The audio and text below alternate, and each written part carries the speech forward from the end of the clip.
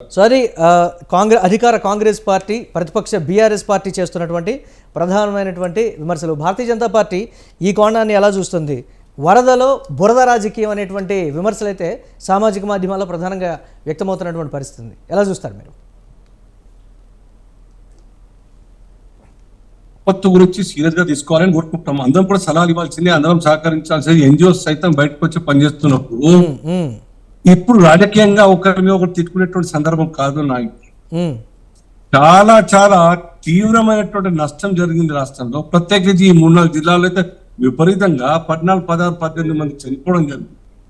ఇది గత 50 సంవత్సరాలుగా ఎప్పుడు కూడా ఇటువంటి ఒక విపత్తు రాలే. ఇంత పెద్ద మొత్తంలో 53 వరకు వర్షం కురిసినటువంటి ఒక పరిస్థితి లేకుండా దీన్ని అందరం కూడా ఒకే మాట మీద ఈ యొక్క రాష్ట్రంలోని సమస్యలకు ఈ ఆదుకోవడానికై తలా యథాతథ మేరకు సపోర్ట్ చేయాల్సిన అవసరం లేదు. రాజకీయాల కోసం కొట్లాడాల్సినటువంటి అప్పరెంట్ కోసం పోటీ పడాల్సిన అవసరం లేదని భారతీయ జనతా పార్టీ భావిస్తుంది.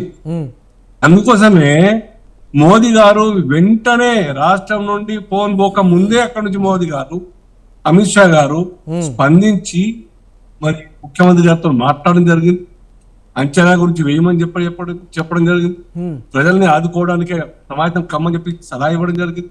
సో మా మంత్రులు కూడాను, కిషన్ రెడ్డి గారు, మన సంజయ్ గారు, వారు కూడా ఇమీడియట్ గా ఎక్కడికక్కడ రాష్ట్ర కార్యకర్తలని క్యాడర్ని మొత్తం కూడా అప్రమత్తం చేసి సర్వీస్ కోసం బయటికి రండి అంటే అనేక ప్రాంతాల్లో ఈవెన్ మహిళలు కూడాను రైస్ బ్యాగులు తీసుకొని పంచుతున్నటువంటి మనం చూస్తున్నాం. చాలా బాధ్యత.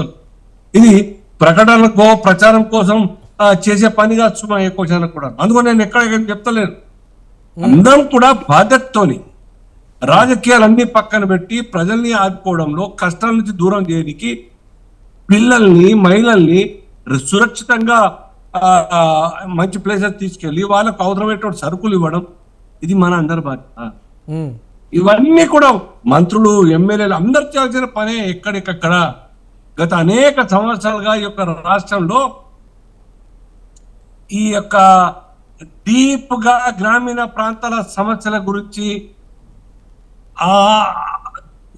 అడ్రస్ చేయని కారణంగా ఇవాళ ఏ చిన్న వర్షం కురిచినా గానీ ఆయా ప్రాంతాల్లో, హైదరాబాద్ అయితే ఉంటేనే ఉంటది, ఆయా ప్రాంతాలు ఎట్లా మత్తలు దిగుతున్నాయి, చెరువు కట్టలు ఎట్లా దిగుతున్నాయి, లేకుంటే రైల్వే ట్రాక్ ఇవన్నీ చూస్తున్నాం మనం. ఒకటి ఇవి రాజకీయాల కోసం కొట్టాడాల్సిన సందర్భం కాదు. వారి యొక్క మానవీయ కోణంలో అందరినీ అప్పుకోవడానికి నాయకులందరూ కూడా సామాజిక స్పృహతోని మనం మసులుకోవాల్సిన అవసరం ఉందని నాకు